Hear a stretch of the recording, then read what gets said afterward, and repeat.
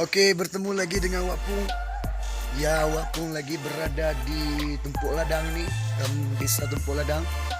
Wak Pung mau ngecek di Warkop Bayu desa Tumpuk Ladang. Ya kan, bagaimana kondisinya. Jam pun sudah larut malam, sudah hampir jam 3 pagi. Wak Pung akan mengecek di Warkop Bayu Tumpuk Ladang. Oke, yuk kita ikuti Wak Pung. Oke, bertemu lagi dengan Wak Pung. Ya, Wak Pung lagi sudah sampai di Warkop Bayu desa Tumpuk Ladang. Ya, Wak Pung lagi ngecek bagaimana di Warkop Bayu Tumpuk Ladang. Ya, ini ada Rahmat Miladi sedang main game. What? Ya, mau ngecek lagi di sana-sana apakah ada siapa di sana kan? Kadang lihat-lihat di sini.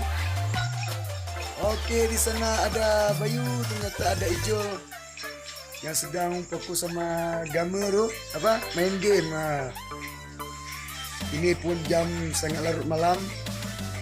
Tadi waktu siap inca di sini ramai kali padat di Warkop Bayu Tumpuk Ladang kan. Ya, di sinilah mari kita bersama-sama ke Warkop Bayu desa Tumpuk Ladang. Siapa mau pergi cepat kemari, di sini enak kali, nyaman kita duduk bos. Nah, di sini lihat nih kondisi tempatnya. Tapi ini terasa dah larut malam, sudah jam 3. Orang ni jempur-jempur bahasa mu'uk itu. Emang apa sih gak boleh? Sombong amat. Aku kalau mu'uk tu nggak ngerti Wak Pung kan. Wak Pung kurang paham kalau mu'uk itu. Oke, terima kasih dari Wak Pung yang sedang lihat lokasi Bayu. Oke.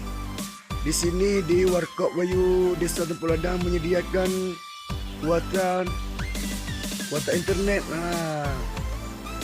Ini siapa yang minat kemari ya kan di desa Tumpuk Ladang. Ini lagi Wak Pung ngasih nampakkan, namanya aja makin besar harga tetap. Oke, makin besar harganya tetap.